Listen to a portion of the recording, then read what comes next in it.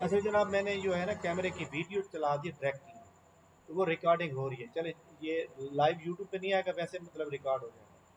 चले जी, ये भी अच्छी अच्छी बात है।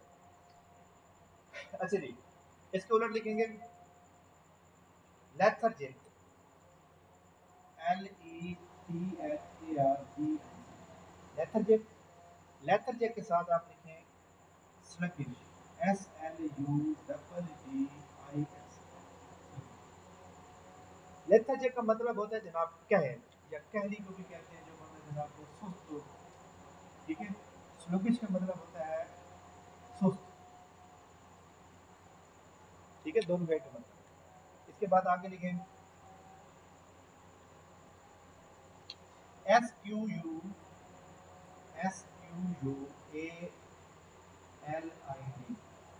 स्क्वाल्ड। स्क्वाल्ड के साथ आप लिखें FLITL, बल्कि FIL, फिल्थी। और फिल्थी के साथ आप लिखें डर्टी, DIRTY। ठीक है। अच्छा जी, एफ स्क्वाल्ड का मतलब होता है घटिया। फिल्थी का मतलब होता है FIRTH। फिल्थी का मतलब ये बल्कि आप जो है ना, डर्टी का मतलब क्या होता है, गंदा होता है। और फिल्थी का मतलब भी होता है एक ही मीनिंग है। अच्छा जी, उलट लिखें इसके TIDY, टीडी। और टीडी के साथ आप लिखें अट्रैक्टिव, ATTRACTIV। टीडी का मतलब क्या होता है, साफ, यानी ऐसा ऐसी चीज जो बिल्कुल साफ है। अट्रैक्टिव का मतलब होता है पुरकशिश। अगर एक बंदे ने बहुत अच्छा सा कपड़े पहने, साफ सुथरे, तो क्या मतलब होता है, पुरकशिश, खूबसूरत।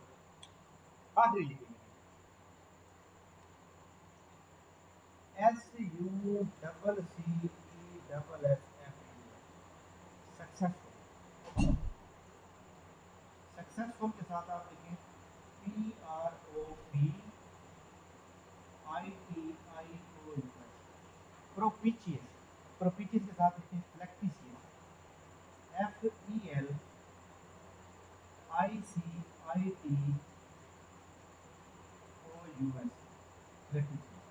जी, अपना तमसील कर रहे हो ना।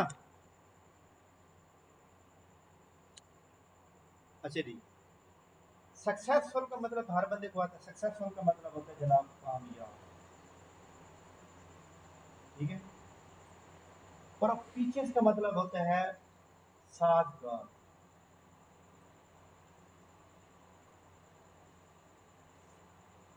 फ्लिक्टिशियस का मतलब होता है खुशगवार। खुशगवार। फ्लिक्टिशियस का मतलब मेहरबान भी होता है। ठीक है, मेहरबान भी आप कहते हैं।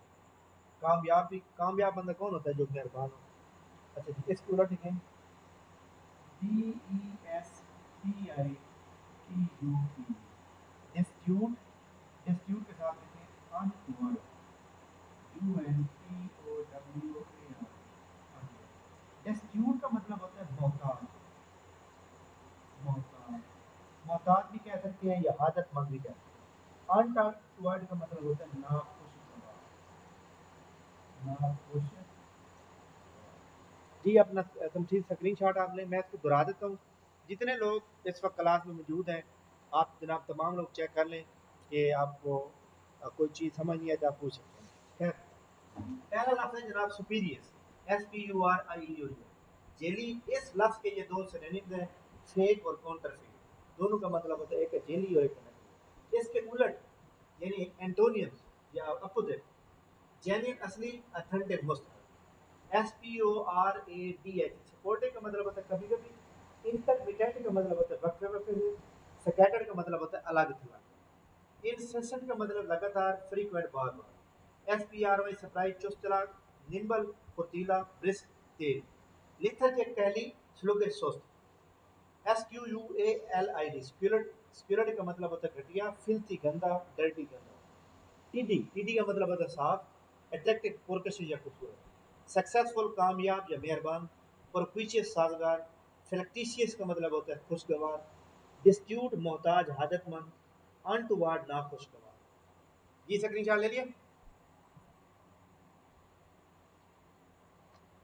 स्क्रीनशॉट ले लिया अपना तमसील।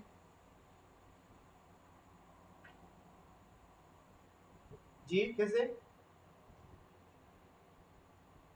स्लगेज लेथर्जिक, LETHARGIC लेथर्जिक। जी स्क्रीनशॉट ले लिया ना?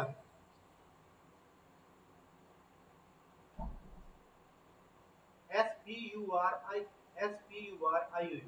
superior, SPURIOU superior. जी जी आप वॉल्यूम म्यूट करें, वॉल्यूम म्यूट करें, बता सुपीरियस, SPURIOUS सुपीरियस, ठीक है। SPUR तो बनेगा सुपर अस। ये जनाब हमारी लास्ट लास्ट डेमो क्लास चल रही है। आज हमारी क्लास प्रॉपर जितना क्लास हमने लेनी होती है वैसे, कल जो बम्पर वो था इंट्रोडक्शन था। अच्छा जी, आज मैंने आपको जो मॉडल पेपर रात भेजे थे टेस्ट के लिए, अगर आप वो मॉडल पेपर निकाल लें तो आपको जो है उसके अंदर जनाब मैं आपको मॉडल पेपर निकाल लें, उसके अंदर जो मैथ है वो वाला पोर्शन आप जो है चेक कर लें। उसके अंदर जो मैथ के सवाल हैं वो हम करेंगे। सबसे पहले पहले पहले नंबर पे सवाल है उस मॉडल पेपर के अंदर, क्वेश्चन नंबर 25, क्वेश्चन नंबर 25। जी अपना वॉल्यूम म्यूट रखेंगे तमाम लोग, वॉल्यूम अपना तमसील यार वॉल्यूम म्यूट कर दिया करो। अच्छा जी, क्वेश्चन नंबर 25 में देखें, वो कहते हैं जी यहाँ पे आप एंड थे। अब देखिए जी, 2 की पावर जो है वो 2 है। अब उसने क्या किया है, ब्रैकेट के अंदर फिर पावर लगाया, ठीक है, ये किया ना 2 की पावर, ठीक है। अब क्या होता है जब पावर ऊपर होती है ना, ये जब आपको याद रखिएगा कि ये हमारी ब्रैकेट जब हम खत्म करेंगे तो एक्चुअली मल्टीप्लाई होती है, ठीक है। तो हम क्या करते हैं, इनको मल्टीप्लाई करते हैं। अगर फॉर एग्जांपल मैं ये कहता हूँ कि 2 की पावर 2 मल्टीप्लाई कर 2 की पावर 2, अब क्या होगा जब ये मल्टीप्लाई हो रहा होता है आपस में, ये दो नंबर मल्टीप्लाई, ये पावर क्या हो जाएगी, जमा हो जाएगी, ठीक है यार। दिल वाली म्यूट कराओ। इसके लिए मैं क्या करूंगा, मैं यहाँ पे लिखूंगा 2 2 4, 4 की पावर 4, क्योंकि ये पावर क्या होगी, जम होगी, जब 2 जम हो गए।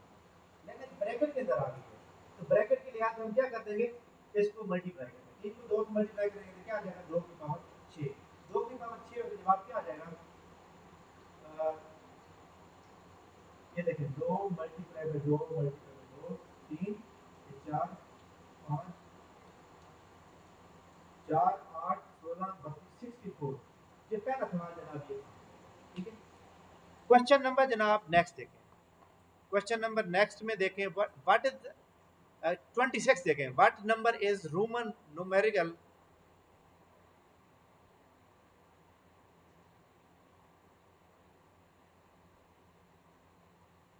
अच्छा जी, वो कहता है कि what number is the Roman numerical. देखिए जी रोमन मैं आपको बता देता हूँ, यहाँ पे आप ना रोमन अदद लिख लें ताकि आपको याद रहे। यार वालिम किसी का ऑन नहीं होना चाहिए, ठीक है।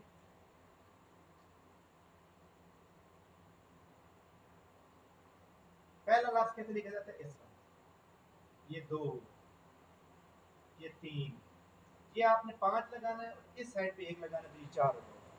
ये आपने 5 लगाना है और ये 5 के बाद इस साइड पे 1 लगाएंगे तो ये 6 हो जाएगा। और इसी तरह हमारे सामने ये हमारे पास 7 हो जाएगा, ये हमारे पास जनाब 8 हो जाएगा, ठीक है। इसी तरह हमारे पास ये x जो होता है 10 के बराबर, 10 में से आपने 4 माइनस 4 क्या करेंगे भला, माइनस करेंगे, माइनस क्या हो जाएगा भला, 4 कैसे लिखेंगे भला, हाँ जी, ये 4 इस साइड में, ये हमारे पास क्या हो जाएगा, माइनस। यानी इसका मतलब है ये हमारे पास कितने हो गए, ये हमारे पास हो गया जनाब 9, और ये हमारे पास जस्ट कितना होता है, 10।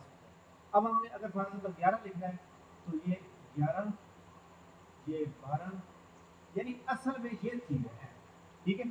अब देखिए मेरे सामने उसने क्या लिखा है, एक्स और आई बी लिखा है।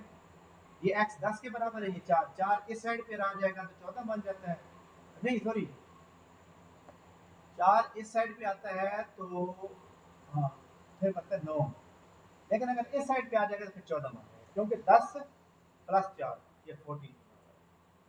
क्या जवाब है यहाँ पे? 14 में, ठीक हो गया। क्वेश्चन नंबर 27 चेक करें।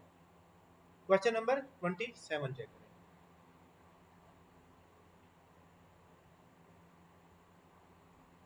यार यहाँ पे ना चैट अलाउड नहीं है, और ये आप नंबर किसको सेंड कर रहे हैं? अगर कोई एक्सपीरियंस टेस्ट दिया है तो डेमो आप यार मुझे क्लास के बाद मुझसे रब्ता करेंगे, ठीक है?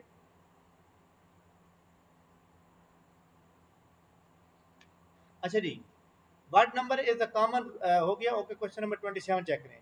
ए is twice 2 year older than B, who is twice as old age C. ये जो पहली स्टेटमेंट है ना, A is 2 year older than B, यहाँ पे सवाल को रोक के आपने पढ़ना। ये जो एक प्रॉब्लम वाले सवाल होते हैं वो आपने जो है स्टेटमेंट को बिल्कुल अच्छी तरह समझ के पढ़ना है, ताकि आपको जो है वो स्टेटमेंट की सही तरह से समझ आ सके। अब उसने सवाल क्या किया, वो कहता है जनाब सवाल आपने खुद देख लेना, क्योंकि मैं आपको यहाँ पे फिर जस्ट सोल्यूशन बता रहा हूँ। Question number who is twice older age C, ठीक हो गया जनाब। मैं ये समझता हूँ कि ए की जो एज है ना वो है एक्स, बी की जो एज है वो भी एक्स, सी की एज है वो भी एक्स, तीनों की एज एक्स है, मतलब एक्स के मतलब नामालूम। अब सवाल को पढ़े। A is 2 year older than B, ठीक है। वो कहता है कि एज की ए की जो एज होगी ना, फॉर एग्जांपल मुझे ये बताएं बी की एज कितनी है। बी की एज है, अगर फॉर एग्जांपल चल के यहाँ पर एज ए की एज, ए की एज कितनी है, एक्स है, ये एक्स है। तो बी की एज कितनी होगी, A is 2 year older than B, B की एज कितनी है, एक्स है, एक्स प्लस 2 है, बस खत्म। यानी ए की एज कितनी है, ए की एज है एक्स, या बी की एज आप लेते हैं एक्स है, ये एक्स मौजूद है, उसके अंदर 2 साल जमा करें। पहली स्टेटमेंट आप समझ ही पड़े। A is 2 year older than B, B की उम्र कितनी है, एक्स, एक्स के अंदर 2 जमा करेंगे तो एक की उम्र आ जाएगी। Next, who is twice as old age C, वो कहता है कि जनाब बी जो है वो सी से who is twice old age C, जो कि सी से 2 गुना जो है क्या है बोला, वो बड़ा है, ओल्ड है मतलब यही कहेंगे आप, ठीक है। तो आप जो है इसको वो अच्छी तरह से पहले सवाल की स्टेटमेंट समझ लें। सवाल की स्टेटमेंट अगर आपको सही तरह से आएगी तो फिर जाके आप सही मानों में इस सवाल को कर सकेंगे। अच्छा जी,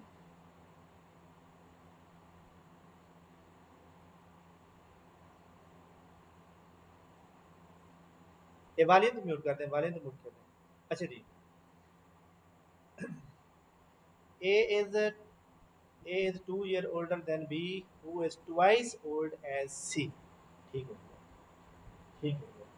अच्छा जनाब, यहाँ पे एक बड़ी इंपॉर्टेंट बात है। उसने कहता थी कि ए जो है ना, ए जो है ना वो 2 साल तो बड़ा है सी से, लेकिन जो बी है, बी जनाब 2 साल बड़ा है किससे, भला सी से। अगर सी की उम्र जो है वो जनाब फॉर एग्जाम्पल सी की हम यहाँ पे इसकी उम्र लिखें, सी की उम्र लिखें तो बी किस बराबर हो जाएगा, बी हो जाएगा 2x, क्योंकि उसने कहा है कि who is 2 year older than C, C से 2 साल बड़ा है। सी की उम्र कितनी है, एक्स, तो ट्वाइस का मतलब ये होता है कि 2 गुना। तो जब ट्वाइस की बात आ जाएगी तो हम मल्टीप्लाई करेंगे। जब उसका 2 ईयर ओल्डर आएगा तो इस तरह हम उसको जस्ट प्लस लिखते हैं, ठीक है। आगे देखें, अब ये हमारे पास उम्र किसकी आ गई, बी की आ गई। ए की उम्र कितनी बनेगी, ए की उम्र जनाब, बी की उम्र कितनी है, बी की उम्र 2x है, तो प्लस 2 साल करेंगे तो 2 ओल्डर आ जाएगा, ठीक है। और इसी तरह हमारे पास जो है सी की उम्र कितनी है, सी की उम्र एक्स है। ये स्टेटमेंट आपने अच्छी तरह समझनी है, आप पूरा सवाल कर। सवाल क्या है, सवाल आपने शुरू करना है एंड से। A is 2 year older than B, A जो है दो बी से जनाब 2 साल जो है छोटा है, 2 साल बड़ा है, ओल्डर का मतलब बड़ा होता है। ए जो है बी से कितना है, बड़ा, 2 साल बड़ा है। आगे वो कहता है कि हु इज, यानी बी की बात करें, बी जो है ट्वाइस ओल्ड है सी, तो बी जो है जनाब दो, या सॉरी बी लिख तो बी जो है जनाब जो सी है ना, सी से 2 गुना बड़ा है। सी की उम्र कितनी है, एक्स है, बी की एक्स है, ए की एक्स है। हमारे पास सी से हमने स्टार्ट किया, सी की उम्र कितनी है, एक्स है, तो सी से जो बी है वो कितने बड़ा, कितना बड़ा है, 2 गुना, तो ये 2 से मल्टीप्लाई कर देंगे। ए की उम्र कितनी है, जितनी बी की उम्र है उसके अंदर 2 साल ज़्यादा करेंगे। ये स्टेटमेंट आप दोबारा पढ़ लें और समझ लें। A is 2 year older than B, ये देखें उम्र कितनी है बी की 2x है, ये 2x आ गया, उसके अंदर 2 साल जमा कर देंगे। Who is twice old and C, अगर सी की उम्र x है तो इसका मतलब बी की उम्र 2x है, क्योंकि डबल हो गई ना उसकी, खत्म। अब उसने क्या कहा, वो कहता है कि जनाब if the total ages of A B C is 26 then how old B is. अब देखिए हमारे सामने क्या है, टोटल एज मालूम करनी है। हम क्या करेंगे, यहाँ पे करेंगे जमा A B plus C is equal to 27। ठीक है, ए की उम्र कितनी है, ए की आप यहाँ नोट करेंगे 2x प्लस 2। अब चलिए आप ब्रैकेट में लिख दें, प्लस लिखें। बी की उम्र कितनी है, बी की उम्र है 2x, बी की उम्र है 2x, इसको ब्रैकेट में लिखें, प्लस सी की उम्र कितनी है, सी की उम्र है जनाब x इज इक्वल टू 27। इनको ओपन कर लें तो ये 2x plus 2 plus 2x plus x is equal to 27। एक x और ये 2x, 3x और ये 2x 5x प्लस 2 जवाब 27। 5x इज इक्वल टू 27, इधर ये जाके माइनस में हो जाएगा, तो 5x इज इक्वल टू 25 और x इज इक्वल टू 5। ये x, ये वाले जो x है ना हमारे पास, ये वाले हैं, इन x की ये वैल्यू 5 आ गई है। उसने कहा जी b की उम्र कितनी होगी, b किसके बराबर है, b बराबर है 2x, तो लिहाजा 2 मल्टीप्लाई में 5 जवाब 10। हाँ जी, किसी बच्चे को अगर समझ नहीं आई तो जनाब अभी बता दें, एनीवन।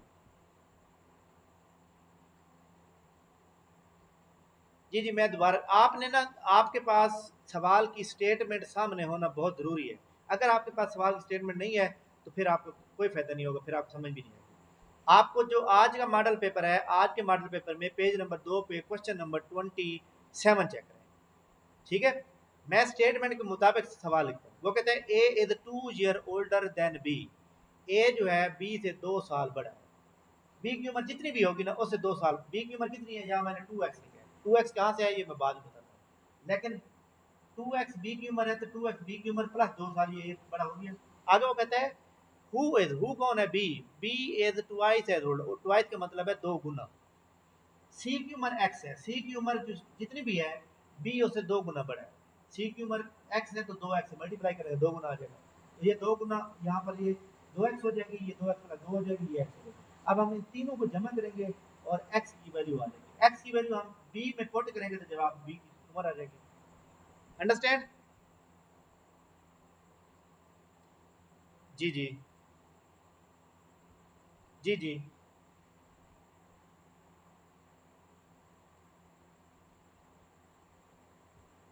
जी जी, देख देखें मैं, जी जी जी बिल्कुल। ये x हमारे पास, इन तमाम को हमने एग्रीगेट किया और मुख्तसर किया तो x की वैल्यू आ गई, तो ये x मौजूद है। अगर हम देखें ना b की उम्र कितनी बनती है, 2 मल्टीप्लाई में 10 कर दें। a की उम्र कितनी बनती है, 2 मल्टीप्लाई में 10 प्लस 2 कर दें। और c की उम्र कितनी बनती है, 5 x है तो 5 10 कर दें। अब इन सबको जमा करेंगे 27 आएगा। देखिए ये 10 हो गया, ये 10 और 2 12 हो जाएगा, और ये 5, ये देखिए 27। उसने सिर्फ b की पूछी थी तो b की 10। स्क्रीन शॉट लें अपना, कोई एनीवन स्क्रीन शॉट ले लें ताकि मैं अगला सवाल, आगे नेक्स्ट सवाल को कर लिए।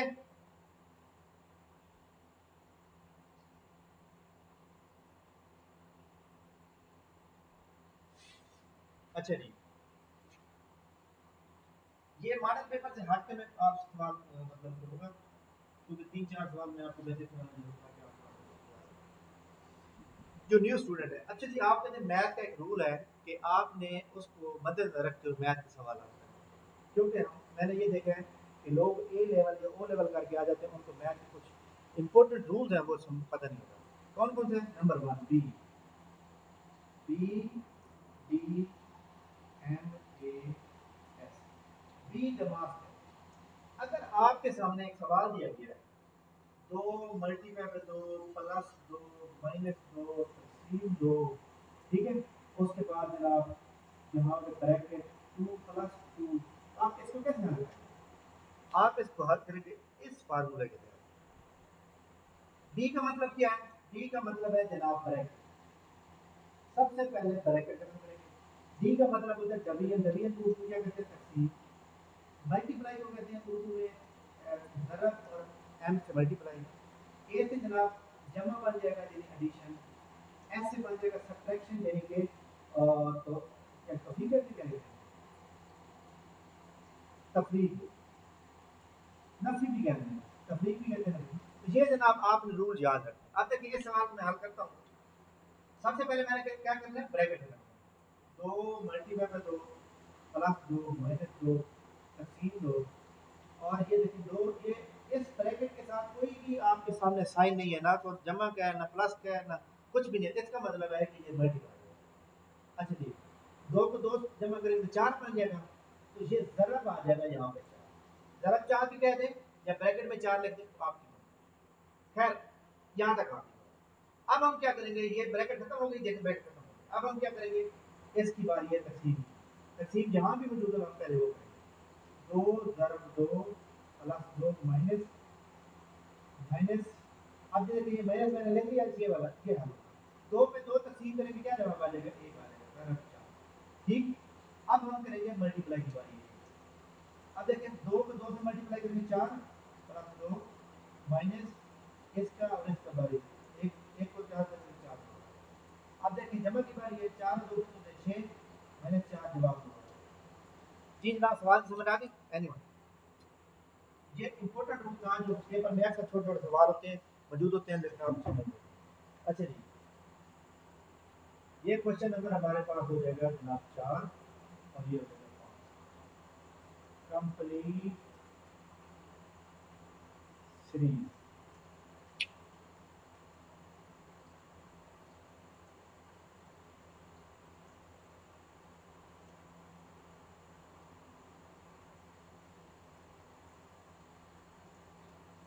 जी बताएं जहाँ पे सवाली निशान लगा क्या चीज आएगी, एनीवन? जी क्या आएगा?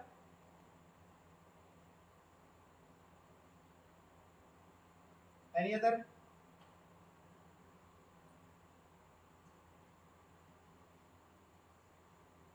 इधर क्या आएगा?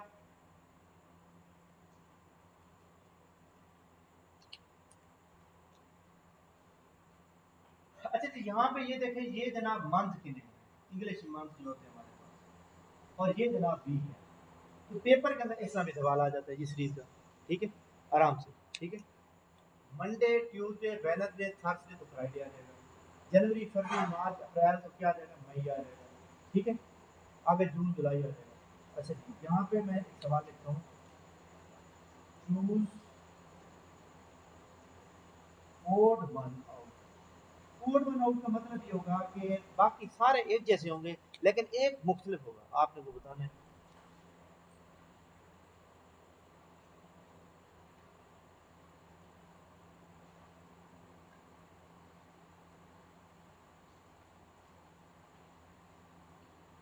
हाँ जी एनीवन कौन सा बनता है ओड वन आउट?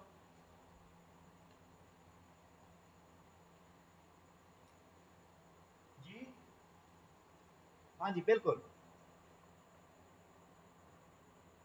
देखिए जी ये सारा है स्केयर, 2 का स्केयर, 3 का, 4 का, 5 का, 7 का, ये 9 का, ये 10 का, ठीक है। और ये जनाब 11 का, लेकिन ये 65 जो है ना ओड वन आउट है, ये उनमें नहीं आ रहा, ये किसी का स्केयर भी नहीं है, ठीक है। आगे आगे सवाल,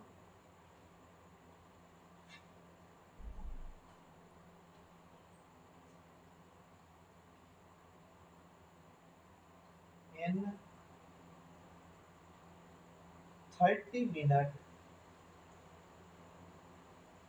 यू कैन टाइप 150 वर्ड, ठीक है।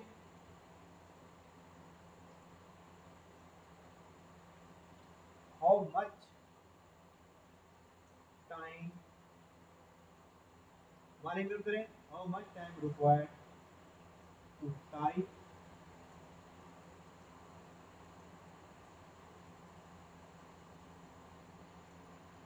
टू टाइप 450 वर्ड, ठीक है।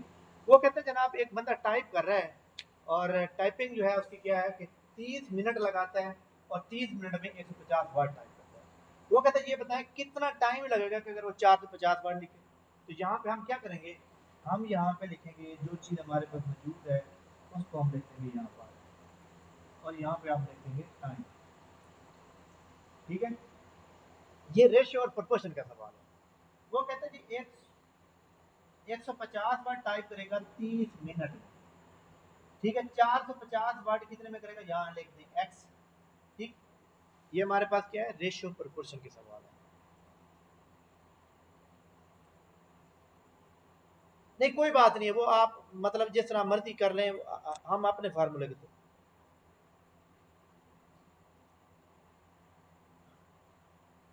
यार मेरे आप में जी जी आपकी बात बिल्कुल ठीक है, उसको पहले लिखें या बाद में लिखें, जो आपको सवाल का जवाब आना चाहिए बस। और सवाल का जवाब कब आएगा, जब आपको ट्रिक याद रहेगा। ठीक है, इसको आप पहले लिख लें बाद में लिख लें, हाँ वो कोई मसला नहीं हो, कोई मसला नहीं। अच्छा आगे चलें, आपने क्या करना है, जिस तरह मर्जी सवाल दिया हो ना, आपने यहाँ बराबर क्या चीज़ मालूम करनी है, एक्स। एक्स को हमेशा ऊपर रखना है, और एक्स के अगेंस्ट जो चीज़ दी गई है उसको नीचे रखना है। टाइम मालूम करना है, टाइम ऊपर रखना है, और नीचे जो टाइम दिया गया है वो रखेंगे। ये एज डिफ़ॉल्ट है, आपने हर सवाल में ऐसा ही करना है। ठीक है, यानी ये नहीं है कि जनाब हम ये सवाल में कर रहे हैं, नथिंग, आपने हर सवाल में से करना है। अब सवाल यहाँ पे एक है हमारे सामने, यहाँ पे मैं लिख देता हूँ जी जी, एक्स ऊपर रखना है, ये एक्स हमेशा ऊपर, ऑलवेज। डायरेक्ट प्रोपोर्शन, और एक होता है इंटरैक्ट, इंटरैक्ट या इनवर्स भी है।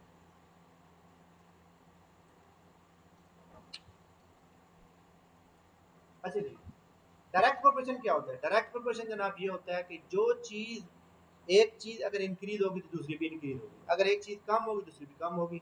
ठीक है, लाइक मैं आपको मतलब मिसाल के साथ समझाता हूँ।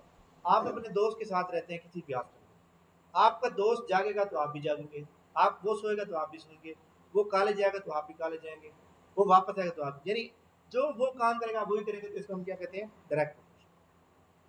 इनडायरेक्ट में क्या होगा, उलट होगा, एक चीज बढ़ रही है दूसरी कम, एक चीज कम हो रही है दूसरी बढ़ रही है। ठीक है, लाइक दैट हुई कि आप सो रहे हैं तो आपका दोस्त जाग रहा है, आप कॉलेज जा रहे हैं तो वो वापस आ रहा है, यहाँ उलट हो जाएगा।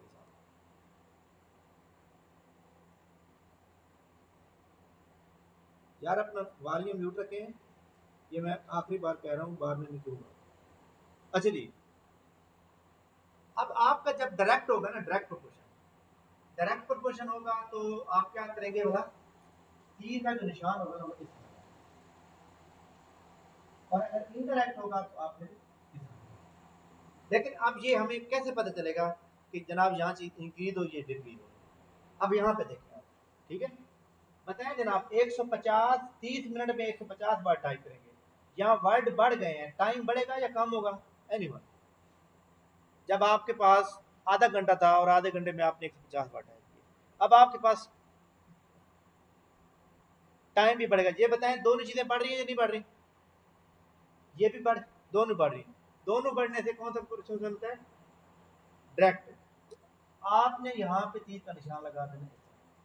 ठीक है, तीर का निशान जिस साइड से शुरू होगा, कहाँ से शुरू हो रहा है, नीचे से, ये वाला शुरू हो रहा है, ये इधर से शुरू हो रहा है तो ये ऊपर आ जाएगा, यानी 450/150। जी जनाब, अगर अब किसी बंदे को इस बात की समझ नहीं आई तो अभी आप पूछ सकते हैं। ठीक है, मैं दोबारा समझा देता हूँ, क्योंकि मुझे पता है कि यहाँ पे काफी स्टूडेंट मौजूद जिनको मैथ के डायरेक्ट प्रोपोर्शन होगा, एक चीज बढ़ेगी दूसरी भी बढ़ेगी, एक चीज कम तो दूसरी भी कम। इनडायरेक्ट होगा, एक चीज कम तो दूसरी बढ़ जाएगी, एक चीज बढ़ेगी दूसरी कम। लेकिन यहाँ देखें 150 वर्ड से 450 वर्ड हो गए, तो यहाँ टाइम 30 लग रहा है, तो यहाँ टाइम भी बढ़ जाएगा, तो इधर भी चीज बढ़ रही है इधर भी बढ़ रही है। तो डायरेक्ट प्रोपोर्शन के लिए आप लगाएंगे तीर का निशान ऊपर, और जिस साइड से तीर का निशान शुरू होगा, किस साइड से शुरू हो रहा है, इस साइड, तो आपने इसको इधर लिखना है। ठीक है, अब इसको आप हल करें, कैसे हल करेंगे, 30 को दोनों साइड पर मल्टीप्लाई करें, 30 से कैंसिल, जवाब क्या आ जाएगा, ये देखें 30 एकम 30, और 30 को जनाब अगर आप 5 से मल्टीप्लाई करेंगे तो जवाब क्या आ जाएगा, 5 से, ठीक हो गया। अब 5 एकम 5 और 90 से, जी जी 90 आ जाएगा, 90। अच्छा जी, आप देखें 90 मिनट आ गए यहाँ पे हमारे पास, ठीक है, 90 मिनट आ गए ना। अब मैं आपको एक और बात बताऊँ, मुझे एक बात का जवाब दें, 30 मिनट में आपने 150 कर दिए, फिर 30 मिनट, फिर 30 मिनट, 150, 150 कितने हो गए, 450 वर्ड हो गए, 90 मिनट हो गए, ये वही 90 मिनट आ गए। स्क्रीन शॉट लें, अगर आप किसी बंदे को समझ अभी बता दें, अगर किसी बच्चे को समझ नहीं आए अभी बता दें, मैथ बहुत अहम होती है, मैथ को डेली हमने ऐसे ही करना है। वहां पे स्क्रीन शॉट ले लिया,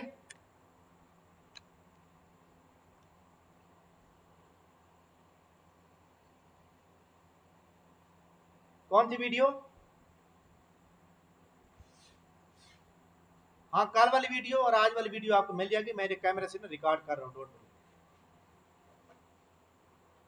लेकिन जी मैं आपको एक बात बता दूं कि मैं लेक्चर को रिकॉर्ड इसलिए करता हूँ, मेरे पास बहुत से स्टूडेंट जॉब होल्डर है और वो फिर अपनी नौकरी के दौरान या फिर जाते हुए या फिर इस तरह अपने लेक्चर कंप्लीट करते हैं, ठीक है।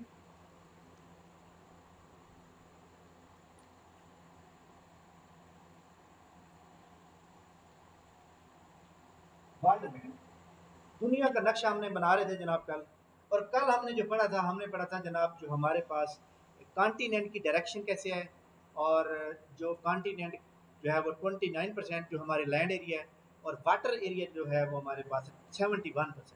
एनीवन कैन टेल मी 71% के अंदर कौन कौन से ओशन आते हैं, और दुनिया का तीसरा बड़ा ओशन कौन सा है, which is the third largest ocean of the world, anyone.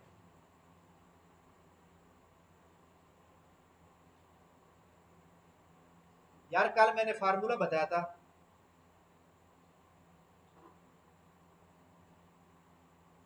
नहीं देखिए अगर मैंने फार्मूला बताया था, दोबारा लिख लीजिए।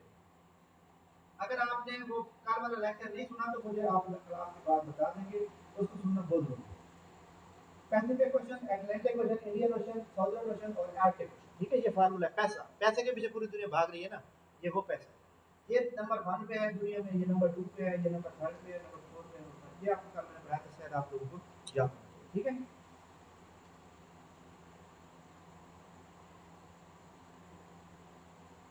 दुनिया के कितने मैंने कॉन्टिनेंट लिखे थे कल, आप में से कोई बंदा बताया कि दुनिया के कॉन्टिनेंट मैंने कितने लिखे थे टोटल कल। ठीक हो गया, ठीक हो गया।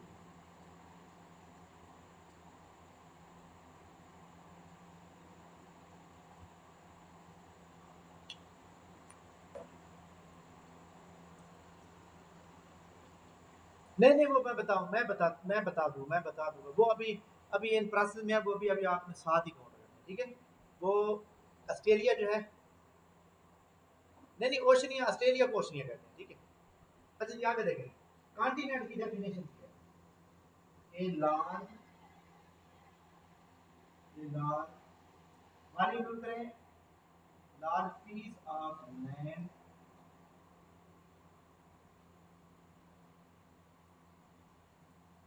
Surrounded by water all side is, यार ये वाले यूज करते हैं किस बंदे का, all side is called continent, ठीक है। जमीन का बहुत बड़ा टुकड़ा जिसको पानी ने चारों तरफ घेरा हुआ हो, उसको हम कॉन्टिनेंट कहते हैं। अगर जमीन का छोटा सा टुकड़ा होगा उसको हम आइलैंड कहेंगे, लेकिन सोल्यूशन सेम हुई हो। देखिए मैं आपको एक बात बताता हूँ, यहाँ पर हमारे सामने मौजूद है, सबसे पहले नंबर पे हमारे पास यहाँ पे एक कॉन्टिनेंट मौजूद है, क्या नाम है इसका, नॉर्थ अमेरिका। उसके बिल्कुल नीचे यहाँ पे मौजूद है कॉन्टिनेंट, जिसको हम कहते हैं साउथ अमेरिका। एक कॉन्टिनेंट यहाँ पे मौजूद है जिसको हम कहते हैं यूरोप, ठीक है। एक कॉन्टिनेंट जो है यहाँ पे मौजूद है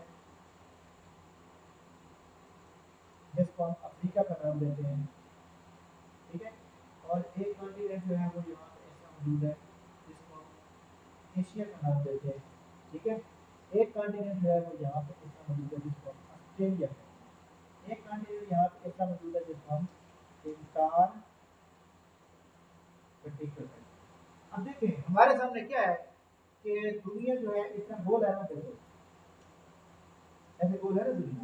अब हमारे सामने क्या चीज़ है, हमारे सामने ये है कि इसके चारों तरफ पानी है, इसके चारों तरफ पानी है, इसके चारों तरफ पानी है, इधर भी चारों तरफ पानी है, इधर भी चारों तरफ पानी है। लेकिन इन दो के मतलब यूरोप में अगर आप गाड़ी पे जाना चाहते हैं जा सकते हैं, ठीक है। ये मैंने वैसे नक्शा वो थोड़ा सा गलत बना दिया, कल मैंने सही बनाया था, नक्शा बाद में बनाऊंगा, पहले बनाऊंगा। इसलिए इस यूरोप और एशिया के लिए टर्म यूज की जाती है, क्योंकि इनकी जो लैंड बॉडी आपने मिल रही है, आपने यहाँ से चले पाकिस्तान से गाड़ी पे यूरोप पहुंच जाएंगे, ठीक है। इसलिए इसको क्या कहते हैं बोला, यूरोशिया, यूरोशिया।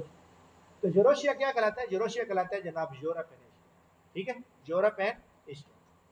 तो ये मैंने लार्ज पीस ऑफ लैंड किया है, large piece of land, large piece of land, large piece of land, large piece of land, that is why is called continent, ठीक है।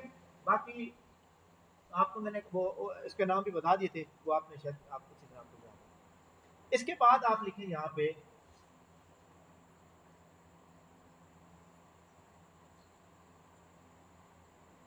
नहीं नहीं ये कॉन्टिनेंट नहीं कहते, इनको इनको हम कॉन्टिनेंट नहीं कहते, इसलिए हम इनको यूरोशिया कहते हैं। यूरोशिया मीन एशिया और यूरोप इकट्ठे आ गए, ठीक है। यानी ये दो बड़े दो कॉन्टिनेंट मिल रहे हैं ना इकट्ठे, दैट इज वाई इनको यूरोशिया के टर्म देते हैं, modern term. Australia, Australia Australia भी कहते हैं, इसको ओशनिया भी कहते हैं। कल वाला आपने लेक्चर लाजमी देखना है, क्योंकि कल मैंने प्रॉपर सही नक्शा बनाया था। यूरोशिया, यूरोशिया देखें जी, कॉन्टिनेंट की जो डेफिनेशन है ना, जिस ऐसा जमीन का बड़ा टुकड़ा जिसको चारों तरफ पानी ने घेरा हुआ, उसको कॉन्टिनेंट कहते हैं। लेकिन इनके दरमियान क्या है, इनके दरमियान पानी नहीं है, यहाँ पे समंदर है, लेकिन इनकी जमीन आपस में मिली हुई है। आप बाई रोड यूरोप जा सकते हैं, ठीक है, बाई रोड यूरोप से पाकिस्तान आ सकते हैं। इसलिए इसको मॉडर्न टर्म इसका नाम कहते हैं यूरोशिया। एशिया और यूरोप दोनों मिल जाए तो इसको यूरोशिया कहा जाता है, ठीक है।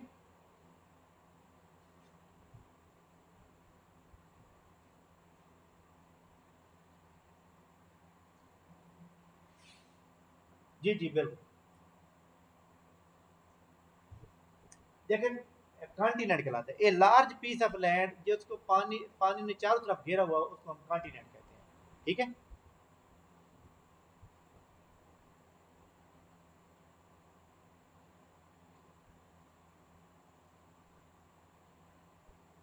अच्छा अच्छा, वो छोटा जमीन पे अगर छोटा टुकड़ा होगा तो वो जनाब आइलैंड होगा। जैसे ये एशिया है, एशिया के अंदर जहाँ सऊदी वो हमारे पास अरेबियन पेनिनसुला है, जिसको चारों तरफ से पानी ने घेरा घेरा हुआ है, तो वो हमारे पास पेनिनसुला कहलाता है।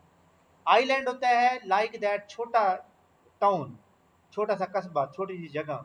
जैसे पाकिस्तान के अंदर आप कराची में जाए ना, तो कराची में समंदर के अंदर जाए, फिर मतलब है वहाँ पे आपको पता है जहाज पे या कश्ती पे जाना, पे शिप पे या कश्ती पे जाना पड़ता है। वहाँ पे एक आइलैंड है मनोड़ा, वहाँ पे आप देखिएगा, वहाँ पे कोई दरबार वगैरह भी है। उसके यानी चारों तरफ समंदर है, पानी है, और दरमियान में थोड़ा सा थोड़ी सी जगह जहाँ पे लोग जो है जाते हैं, ठीक है, आउटिंग। तो मनोड़ा island। तो ये, लेकिन वो ज़मीन का क्या है, छोटा सा टुकड़ा है। तो ये क्या है, ये तो पूरा कॉन्टिनेंट है जनाब। इसके अंदर आपको पता है कि एशिया के अंदर जनाब 48 कंट्रीज हैं, अफ्रीका में 54 हैं, यहाँ 23 हैं इधर। तो ये सारे बहुत ज़्यादा है ना पूरी दुनिया में, ठीक है। अच्छा जी, आगे लिखें, यहाँ पे आप लिखिए कॉन्टिनेंट को एरिया वाइज, एरिया वाइज, और यहाँ पे लिखें पॉपुलेशन।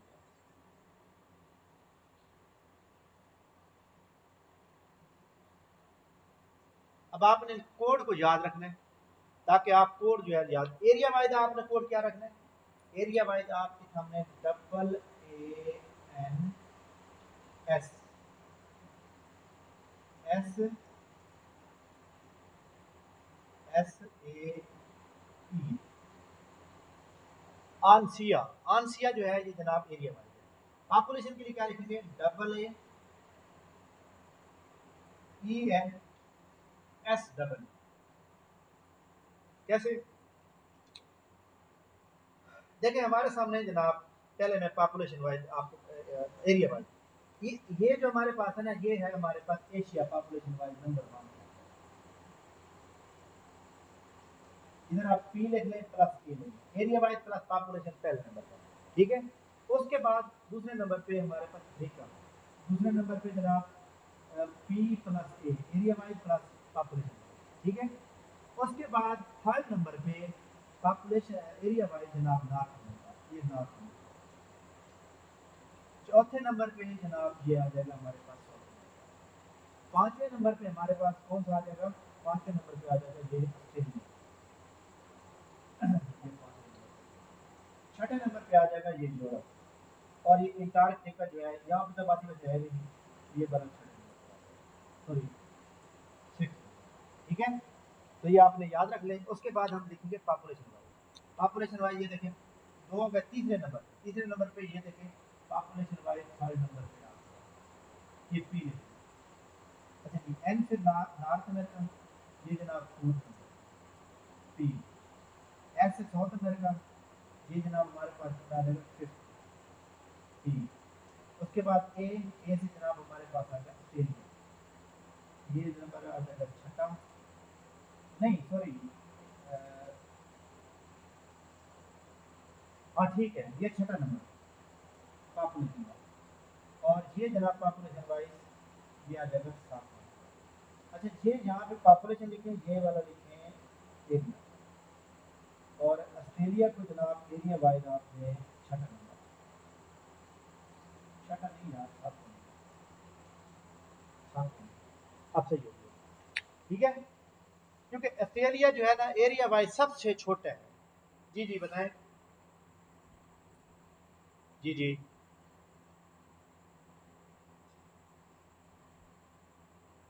जी जी,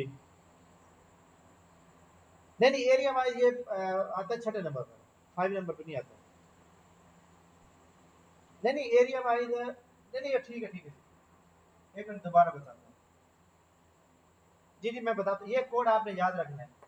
ये हमारे पास हो गया यार, मैं अलग पहले आपने लिखना है एरिया वाइज। एरिया वाइज जनाब ये नंबर 1, ये मैं ब्लैक कर दूंगा। फिर अफ्रीका ये नंबर 2, फिर ये नॉर्थ अमेरिका ये नंबर 3, फिर साउथ अमेरिका नंबर 4। ए से बन जाएगा हमारे साथ एरिया वाइज अंटार्कटिका, ये नंबर 5। फिर यूरोप ये नंबर 6, ये जनाब ऑस्ट्रेलिया नंबर 7। ठीक है, अब पॉपुलेशन वाइज आ जाए। पॉपुलेशन वाइज मैं लिखूंगा इस बाल पर, ये नंबर 1 आ जाएगा, इधर पी लेंगे। ये नंबर 2 आ जाएगा, पी लेंगे। नंबर 3 पे ये देखें पी लिखा हुआ। नंबर 9 पे ये 4 लिखा हुआ, एस से ये 5 लिखा हुआ। और ए से जनाब ये हमारे पास ऑस्ट्रेलिया ये 6 और ये 7। अब सही होगा, अब याद रहेगा। आपने नीचे वाला कोड याद रखना है, आपको कॉन्टिनेंट के नाम याद होने चाहिए और कोड आपको याद होने चाहिए, फिर कोई प्रॉब्लम नहीं होगा। जी जनाब, एनी क्वेश्चन आपकी तरफ से? स्क्रीन शॉट लें जनाब इसका। तो ये एरिया वाइज, और आपने ये दोनों चीज़ें याद रखनी है। आपको कॉन्टिनेंट का पता होना चाहिए, which is the third largest continent. इस तरह पेपर में आ जाते हैं पॉपुलेशन वाइज सारे क्वेश्चन आ जाते हैं, लेकिन ये है कि आपको सवाल का सही जवाब आना चाहिए। जी जनाब, इसके ऊपर आपने अगर कोई सवाल करना हो अभी बता सकते हैं, एनीवन।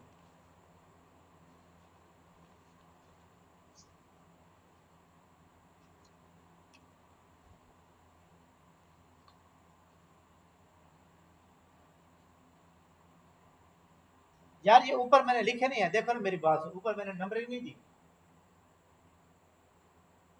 ठीक है, अब देखो ना मेरी बात सुनो, आपने नंबरिंग देखो ना, हमारा कोड है ना, ये देखो, ये 1, ये 2, ये 3, ये 4, ये 5, ये 6, ये 7। अब ये देखो 5 7 लिखे हुए ना सारे, ठीक है, मैंने आगे स्क्रीन शॉट लें। देखो ना, मैं आपको एक बात बता दूं, अफ्रीका और एशिया जो है ना दोनों पॉपुलेशन वाइज भी और एरिया वाइज दोनों बड़े हैं सबसे। पहली बात एक जिंदगी में याद रखिएगा कि एशिया जो है पॉपुलेशन वाइज भी बड़ा है और एरिया वाइज भी बड़ा है। अफ्रीका भी पॉपुलेशन वाइज बड़ा है सबसे, और यानी दूसरे नंबर पे आ जाएगा दोनों, यानी ये दोनों क्या है, एशिया अफ्रीका, एशिया अफ्रीका। तो पहले नंबर पे ये आ गया, ये दूसरे नंबर पे आ गया। ठीक हो गया। तो इसके बाद आपने ये तीसरे चौथे नंबर पे ये मौजूद है।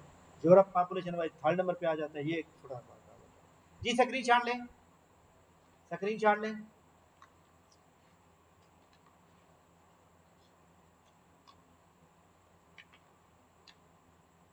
जी जी, नॉर्थ अमेरिका जो है यार आप ये वाली नंबरिंग चेक करो और उधर भी नंबरिंग चेक करो। ये पी का मतलब है पॉपुलेशन, ये पॉपुलेशन पांचवा, ये पॉपुलेशन बच्चों का। देख लिया? स्क्रीनशॉट भेजा, स्क्रीनशॉट, स्क्रीनशॉट तो भेज दें।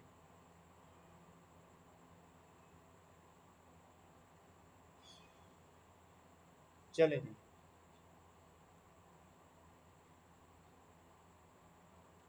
अच्छा जी आगे देखते हैं, हम आगे लिखते हैं, हमारे पास सामने मौजूद है ये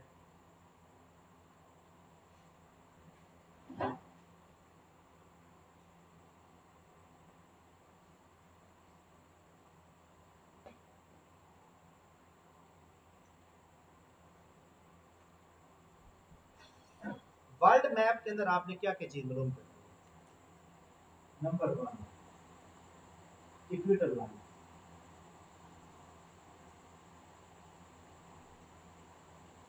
नंबर दो, prime, MERDI, meridian line. Number three, tropic of Capricorn. Number four, tropic of Cancer. Number five, वाली म्यूट रखिए यार, जब आपको कोई बात पूछनी है तब वाली मान के करें, क्योंकि वाली जब ऑन होता है ना, दूसरे बंदे पर आवाज नहीं जाती मेरी, और पीछे जितना भी दूर बैठा हुआ बंदा बोल रहा हो उसकी आवाज है। Northern hemisphere, northern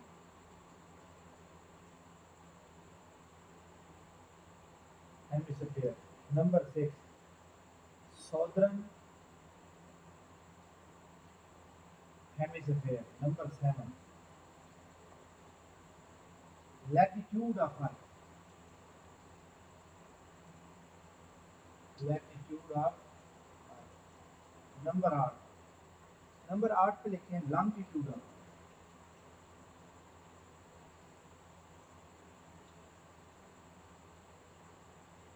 number nine, ARCTICN, Arctic circle. ठीक है, या इसको पोलर जोन भी कहते हैं, या इसको जनाब क्या कहते हैं, freezer zone. FRAU, freezer, freezer zone. और नंबर टेन, टेम्परेट जोन। तो ये जनाब हमने वर्ल्ड मैप के अंदर फाइंड आउट करने हैं। ये पेपर में अक्सर सवाल आते रहते हैं साइंस के ऊपर या वर्ल्ड मैप के ऊपर। तो सही मानों में जब आपको नक्शा याद होता है तो आप सही जवाब देते हैं। स्क्रीन शॉट ले लें इसका, ताकि ग्रुप के अंदर भेजिएगा। ले लिया?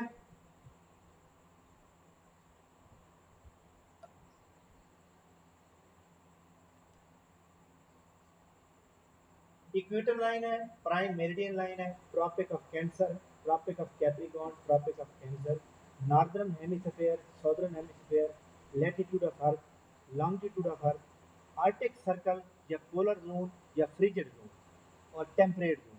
आज समझ आ गई जी? कौन सा? थर्ड नंबर पे ट्रॉपिक ऑफ कैप्रिकॉर्न। यार आगे लिखते हैं ना हम, मतलब ये क्या कहते हैं कि हम आगे इनको डिटेल में करते हैं। अच्छा जी आगे देखें, हम इसको पर कहते हैं एक नक्शा बनाएंगे और नक्शे के मुताबिक देखेंगे कि पूरी दुनिया में कौन सी चीज़ कहाँ पे मौजूद है। ठीक है, वाली ग्रुप रखें, वाली ग्रुप के अंदर, ताकि आवाज बाकी हो जाए।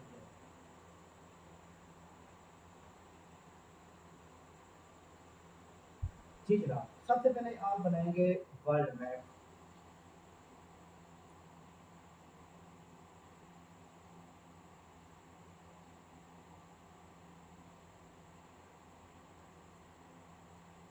ठीक है,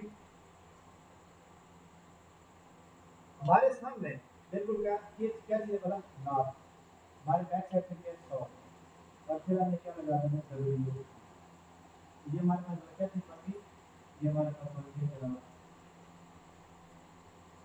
ये हमारे पास बन गई जनाब एक वर्ड। अच्छा जी, जमीन को टोटल कितने डिग्री ऑफ एंगल के अंदर तकसीम किया गया है? टोटल किया गया है जनाब 360 डिग्री। 360 डिग्री कैसे? 360, ये जो लेवल है ना, ये जहाँ पे ये जो पॉइंट है, ये वाला पॉइंट, ये वाला पॉइंट, ये है 0 डिग्री, ठीक है, ये है 0 डिग्री, ये है 0 डिग्री। आपने इस साइड पे जाना है तो ये बन जाएगा 90 डिग्री, आपने यहाँ से इस साइड पे जाना है तो ये बन जाएगा 90 डिग्री, आपने यहाँ से इस तरफ आना है तो ये बन जाएगा 90 डिग्री, आपने इधर आना है तो ये भी बन जाएगा। अब ये 90 कितनी बार आ गए? 4 मरतबा। 90 degree multiply by 4 equal to 360। तो 360 ये हमारे पास डिग्री ऑफ एंगल है जो कि हम पढ़ते रहते हैं। अब इसके अंदर हमने चीज़ें पढ़नी है कि जनाब कौन सी चीज़ कहाँ बनी। अक्सर आपने पढ़ा होगा कि जनाब equator line, equator line, equator line क्या चीज़ है? इक्वेटर लाइन जनाब एक ऐसी लाइन है जो ज़मीन को दो हिस्सों में डिवाइड करती है, ठीक है। Equator line is an imaginary line which is divided to the whole of earth. पूरी दुनिया को, पूरी दुनिया की ज़मीन को, या पूरे वर्ल्ड को जनाब दो हिस्सों में डिवाइड कर रही है, वो हमारे पास क्या कहलाती है? Equator line. ये पेपर में सवाल अक्सर आता है कि इक्वेटर लाइन जो साइंसदानों ने बनाई है वो मगरब से मशरक बनाई है या मगरब से मशरक से मगरब बनाई है, यानी वेस्ट टू ईस्ट है या ईस्ट टू वेस्ट। वो जनाब आपने याद रखना है, वो हमारी जहाँ वेस्ट से शुरू होती है और यहाँ। तो पेपर के अंदर ये सवाल आता है कि इक्वेटर लाइन कितने डिग्री के ऊपर मौजूद है? एनीवन कितने डिग्री पे मौजूद है? 90 पे मौजूद है, 0 पे मौजूद है, कितने पे मौजूद है? एनीवन? 0 पे, क्योंकि ये 0 है। ठीक हो गया। हम क्या करेंगे, हम सबसे पहले यहाँ पे एक 23 डिग्री का एक एंगल, ठीक है, ये लाइन 23 डिग्री के ऊपर और 23 23.5 23.5 डिग्री और ये 23.5। क्या चीज कितने एंगल पर है? इक्वेटर लाइन नहीं, इक्वेटर लाइन देखा ना, ये देखा मैंने यहाँ से खींची, ये क्या है? 0 है, ये 0 है, 0 पे है। पेपर में अक्सर सवाल आता रहता है कि जनाब इक्वेटर लाइन कितने एंगल पे मौजूद है, तो वो 0 डिग्री पे है। ठीक है, आगे जी जी। यार आप, यार आप हमारी बात सुनेंगे तो आपको समझ आएगी। मैं कह रहा हूँ कि ये 0 पे डिग्री पे है। अपना वॉल्यूम थोड़ा सा ना ऊंचा रखें।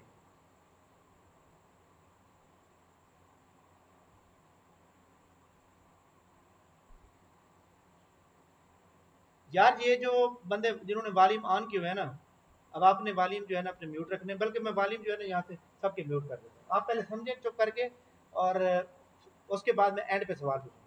अच्छा जी, आपका ये जनाब हमारे सामने ये 0 डिग्री पे मौजूद है, ये 9 और ये भी 0 डिग्री। आप 90 डिग्री ऊपर जाएंगे नॉर्थ पर, आप वेस्ट से साउथ की तरफ 90 डिग्री, आप ईस्ट से साउथ तक 90 डिग्री, आप ईस्ट से नॉर्थ तक 90 डिग्री। तो ये देखिए 90 ये 90 ये 90 ये 90, total 360 angle of degree of angle. हमारी सबसे पहले नंबर पे यहाँ पे हमने एक वेस्ट से ईस्ट की तरफ लाइन खींची है। कहाँ से? वेस्ट से। ये हमारे कहाँ से खींची? 0 से। तो इसको हम भला क्या कहते हैं? इसको हम कहते हैं जनाब इक्वेटर। क्या कहते हैं? E Q U A T, equator. तो ये जनाब हमारे पास इक्वेटर लाइन है। ठीक हो गया। अब आपने 23.5 एंगल ऊपर जाना है और 25 डिग्री जो है ये आपने यहाँ पर प्लस लिखना है और यहाँ माइनस लिखना है। तो ये आपने इधर इस साइड इधर भी लिखना है, इधर भी लिखना है, कोई बात नहीं, लेकिन आप 23.5 जाएंगे। अब ये ऊपर वाली जो लाइन है ये हमारे पास क्या कहलाती है? ऊपर वाली हमारी जो डिग्री है इसको हम कहते हैं ट्रॉपिक ऑफ कैंसर। ठीक है। और ये जो हमारे पास नीचे वाली डिग्री है ये वाली, इसको हम क्या कहते हैं? इसको कहते हैं ट्रॉपिक ऑफ कैप्रिकॉर्न। ठीक हो गया। Tropic of capricorn. दोबारा सुन लें, 0 डिग्री से 23 डिग्री ऊपर आप जाएंगे नॉर्थ की तरफ तो ट्रॉपिक ऑफ कैंसर आ जाएगा। वेस्ट से जनाब साउथ की तरफ 23.5 डिग्री नीचे आएंगे तो हमारे पास ट्रॉपिक ऑफ कैप्रिकॉर्न। इधर भी इधर सेम आपने डिस्टेंस सेम रखना। ठीक हो गया। अब हमारे सामने जनाब बहुत ही अहम तरीन बात यह है कि जो चीज़ सवाल यह है कि ये हमारे पास इक्वेटर लाइन हो गई, ये ट्रॉपिक ऑफ कैंसर हो गई, ये ट्रॉपिक ऑफ कैप्रिकॉर्न हो गया। ये दरमियान वाला हिस्सा क्या कराएगा? दरमियान वाला हिस्सा जो होगा हमारे पास, इसको हम क्या कहेंगे कि ये हमारे पास जनाब ये क्या चीज़ है? ठीक है, तो इसके लिए हम इसको भला क्या इस्तेमाल करते हैं? ये हमारे पास क्या कहलाता है? ज़मीन का दरमियान वाला जो हिस्सा होता है इसको हम कहते हैं टोरेड जोन या ट्रॉपिकल जोन। क्या कहते हैं? THORED टोरेड जोन या फिर TROPIC ट्रॉपिकल। अब देखिए हमारे सामने क्या है कि अगर आपसे सवाल ये पूछा जाए कि टोरेड जोन कहाँ वाक़ है तो आप क्या कहेंगे? The area between tropic of cancer and tropic of Capricorn is called torrid zone. या टोरेड जोन भी कह सकता है, आपके पास ट्रॉपिकल जोन भी कह सकते हैं, तो आप दोनों का एक ही मतलब है। The area between tropic of Capricorn and tropic of Cancer is called torrid zone और या ट्रॉपिकल। ठीक हो गया? आगे चल जाए। अच्छा जी, इसके बाद हमारे सामने मजीद थोड़ा सा हम ऊपर जाएंगे। ऊपर जाते हैं हमारे सामने तो हमारे पास 66.5 पे एक लाइन बनाएंगे ऊपर, यानी यहाँ से शुरू करेंगे तो यहाँ पर एक लाइन बनेगी। ठीक है, इस लाइन को हम कहेंगे, ये कितने पॉइंट है मतलब 66.5। ठीक है, इसी तरह इधर भी यहाँ से एक लाइन बनाएंगे यहाँ तक और इसको हम भी क्या देंगे 66.5। इस लाइन को क्या कहते हैं? ठीक है जनाब, इस लाइन को क्या कहते हैं? इस लाइन को कहते हैं जनाब हमारे सामने पार्टिकल सर्कल। क्या कहेंगे बोला? ARCTICL article CIRCL।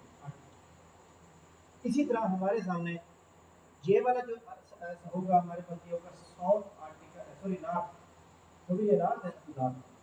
इसी तरह ये वाला क्या हो जाएगा? ये हमारे पास हो जाएगा, इसको हम वाला क्या कहेंगे?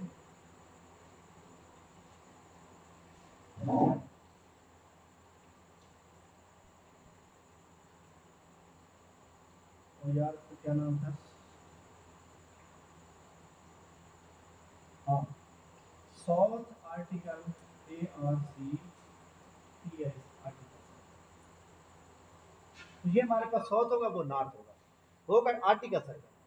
अब यहाँ पे बहुत ही अहम तरीन बात कि जनाब ये वाला जो एरिया है ट्रॉपिक ऑफ कैंसर और आर्टिकल सर्कल के दरमियान, इस एरिया को हम क्या कहेंगे? इस एरिया को हम कहेंगे जनाब टेम्परेट जोन। क्या कहेंगे? Temperate zone. ठीक हो गया। अगर वो टेम्परेट जोन है तो हमारे सामने नीचे वाली क्या हो जाएगी? इस लाइन को हम कहेंगे PO। हाँ, इसको भी टेम्परेट जोन कहेंगे। इसको कहेंगे टेम्परेट जोन।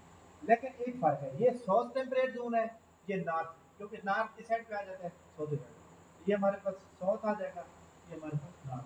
वैसे नॉर्थ साउथ का लफ्ज़ इस्तेमाल नहीं होता, लेकिन ये है कि मैंने इसलिए इस्तेमाल किया ताकि आपको याद रहे। अगर आपसे पूछा जाए कि जनाब टेम्परेट जोन कहाँ पर है, तो नॉर्थ या साउथ के बारे में मेंशन तो करेगा लाजमी।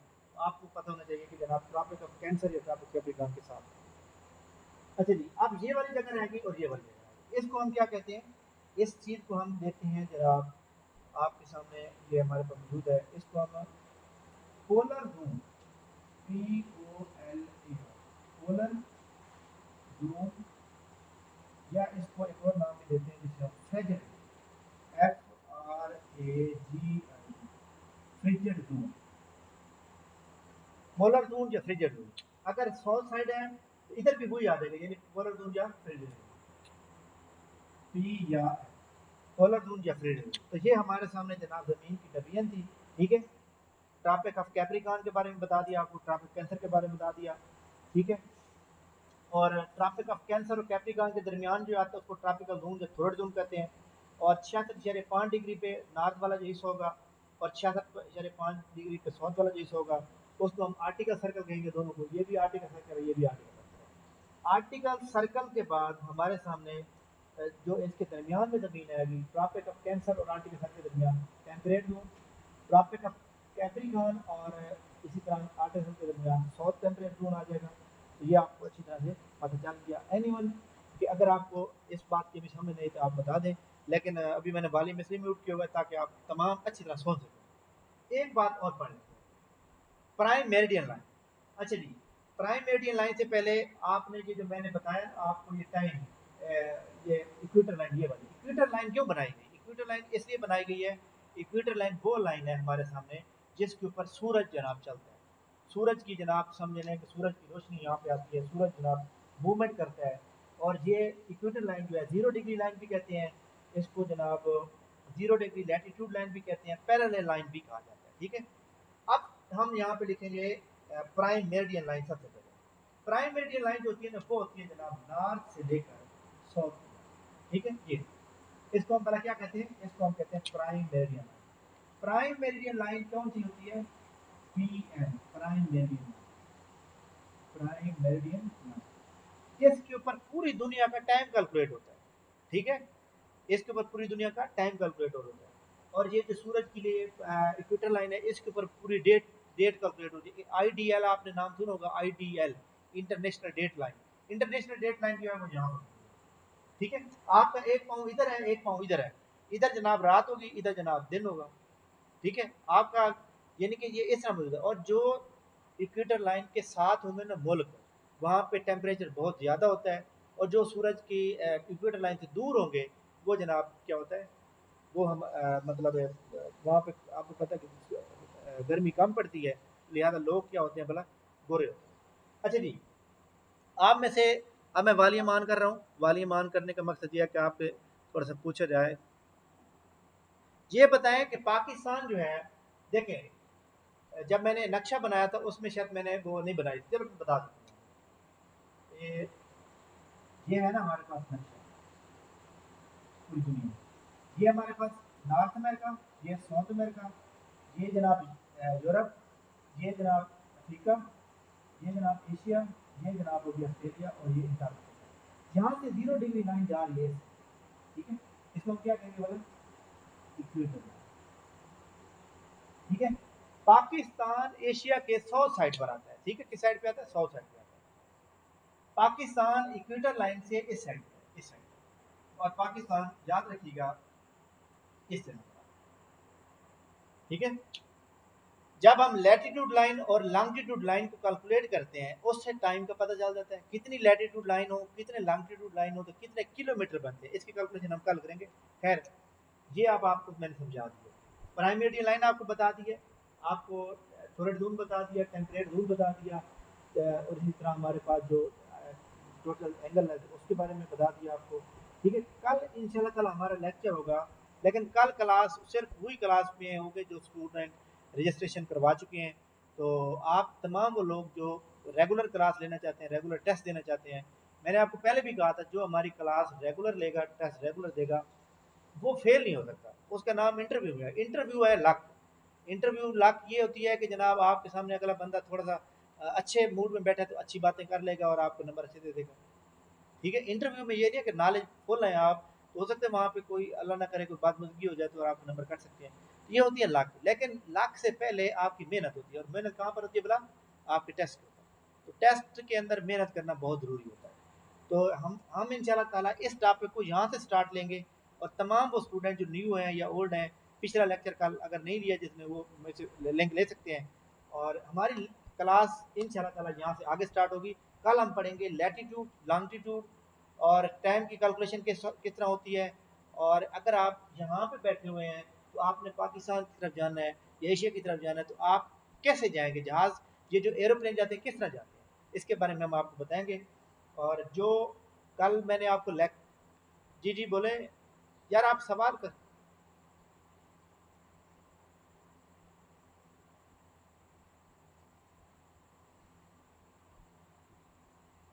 जी जी वो जी जी मैं बताता हूँ। साउथ से आगे ये पाकिस्तान का आखिरी मुल्क थोड़ा है। देखे ना, पाकिस्तान के आगे तो और भी आगे मुल्क आ जाते हैं। आगे जनाब आपको पता है कि वो मडगास्कर आ जाता है, उसके बाद मालदीव आ जाता है, उसके बाद इधर श्रीलंका आ जाता है। वो कितने आगे हैं।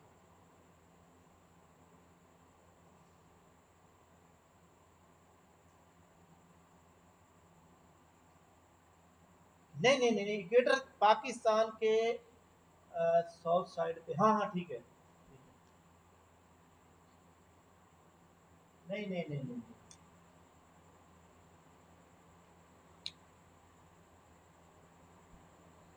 यार आप बात करोगे तो मैं सुनूंगा, आप तो सिर्फ हेलो हेलो करते रहे हैं।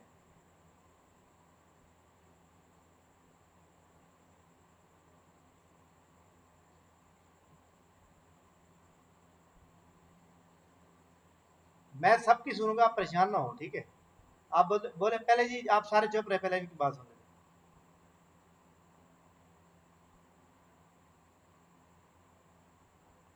अच्छा, इसमें क्या चीज समझ नहीं है आपको।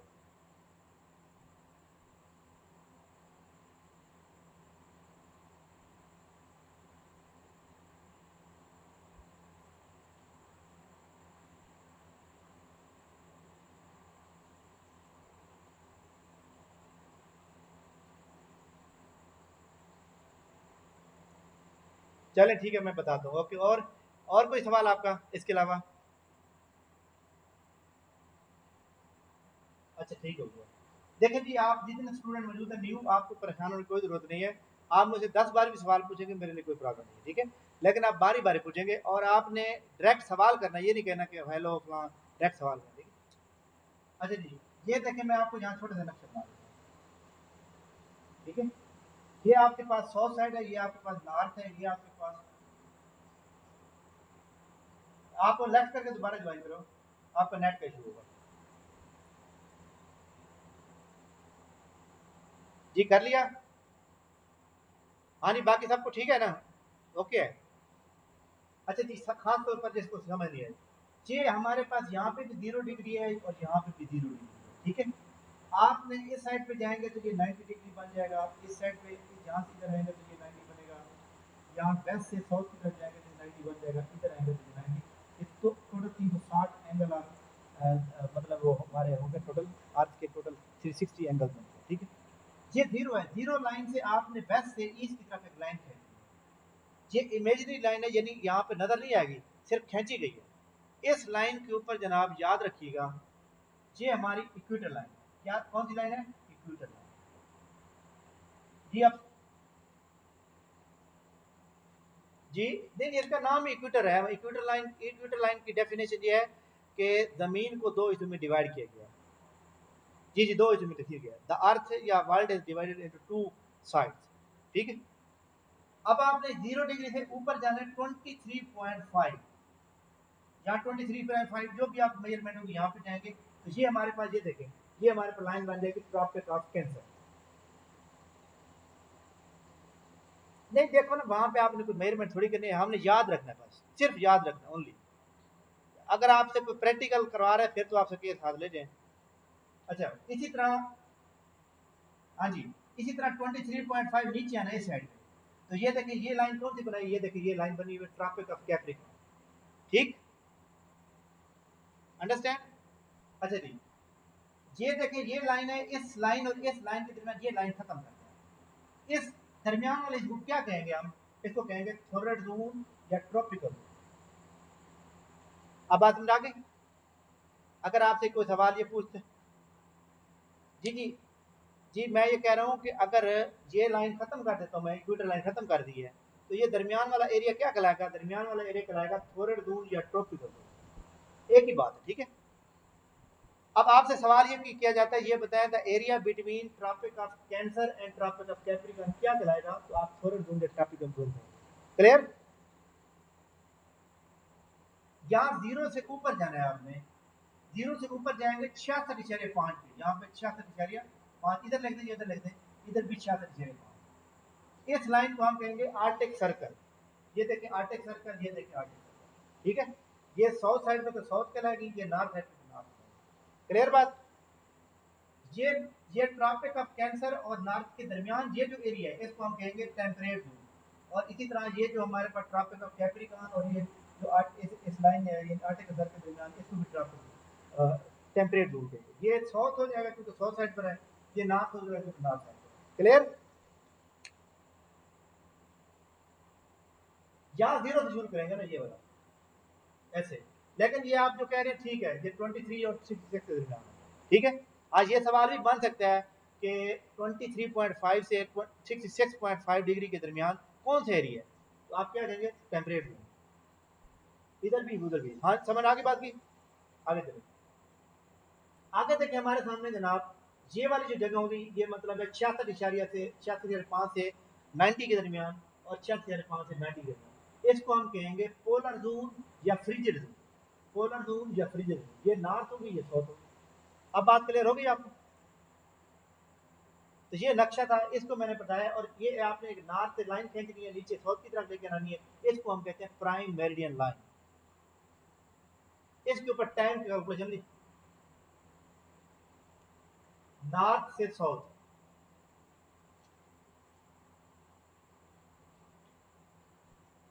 टेन कौन सी?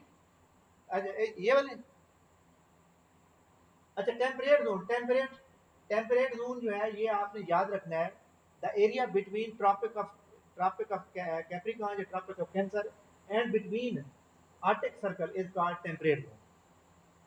ये देखा ना इन दोनों के दरमियान आ रही है, ये ट्रॉपिक ऑफ कैंसर है और ये आर्टिक के दरमियान, ये देखें आर्टिक सर्कल है और ये देखें कैंसर है, इसके दरमियान।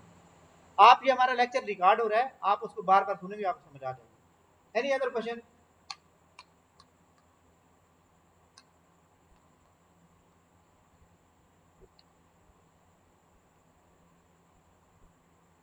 पोलर पोलर जोन तो लास्ट में खत्म हो गया, जमीन यानी कि 66.5 से 90 के दरमियान पोलर जोन, 66.5 से 90 के दरमियान। जी जी जी जी। आगे हमने पढ़ना है लैटिट्यूड ऑफ अर्थ और पैरेलल लाइंस, 0 डिग्री लाइंस, इसी तरह। जी जी जी जी। नहीं मैं कल बताऊंगा, मैं बताता हूँ। जी जी मैं बताता हूँ। पाकिस्तान के साउथ साइड पे समंदर की साइड से इक्वेटर लाइन गुजर रही है, ठीक है, ठीक है। लेकिन पाकिस्तान कैंसर ट्रॉपिकल कैंसर के साइड पे आता है, साउथ साइड पे आता है, ठीक हो गया। ये सवाल मैं कल आपको बताऊंगा और आपको टाइम कैलकुलेशन करके बताई जाएगी कि किस तरह पाकिस्तान यहाँ पर लाइज करता है। तो हमारा लेक्चर जनाब यहाँ वाइंड अप होता है, डेढ़ घंटे का लेक्चर खत्म हो गया। तो हमारी क्लास में से 1.5 घंटे की नहीं होगी, हमारी क्लास होगी 75 मिनट की, 15 मिनट पहले खत्म हो जानी चाहिए। तो ये हमारी लास्ट फ्री क्लास थी जो मैंने पढ़ाई है आपको। आई थिंक आप लोगों को समझ आ गई होगी। अगर कोई मुझसे मिस्टेक हुई है तो उसके लिए एडवांस में माजरत। जो स्टूडेंट रेगुलर हमारे साथ रहेंगे उनके साथ तो चलती रहेगी, लेकिन जो स्टूडेंट जस्ट डेमो के लिए आए थे वो भी हमारे स्टूडेंट या हमारे फॉलोअर हैं, वो भी करें। नहीं मैं आप वीडियो अभी अपलोड करूंगा तो उसके ऊपर भी आप देख लीजिए, ठीक है। ये स्क्रीनशॉट ग्रुप के अंदर आएंगे। अब देखें, अब आपको मैं स्क्रीनशॉट भेजूंगा, वीडियो भेजूंगा और वीडियो के साथ आपको पीडीएफ के नोट भेजूंगा। इन तमाम चीज़ों का अगले दिन टेस्ट होगा। इस तरह की कोई भी अकेडमी इस तरह नहीं पढ़ाती, रोज़ाना क्लास भी लें, रोज़ाना टेस्ट भी लें, कोई भी नहीं पढ़ाता, ठीक है। इसलिए आप जो है वो समझिएगा कि आपकी तैयारी इस तरह नहीं होती। हमारे आप फेसबुक पेज पे देखें कितना स्टूडेंट जो है सिलेक्ट हो रहे हैं। फूड ग्रेन्स पे एक सीट थी, एक ही लड़की सिलेक्ट हुई रावलपिंडी से, ठीक है। जी जनाब, आखिरी सवाल आपने से, आखिरी सवाल आपने से एनीवन?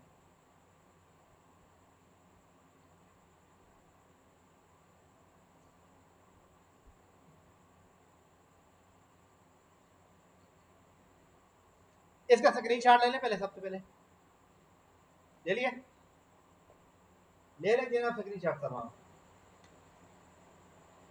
चलें ठीक हो गया जनाब। जो स्टूडेंट न्यू मौजूद है वो इस नंबर पर व्हाट्सएप करेंगे, वैसे ग्रुप में तो मौजूद है, नंबर खड़ा हुआ है।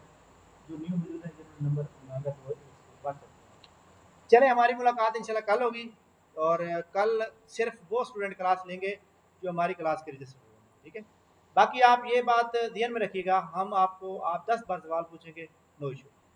हमारा मकसद आपको एक बात समझाना है। जी जी मैं सिर्फ ओके ओके ओके ओके।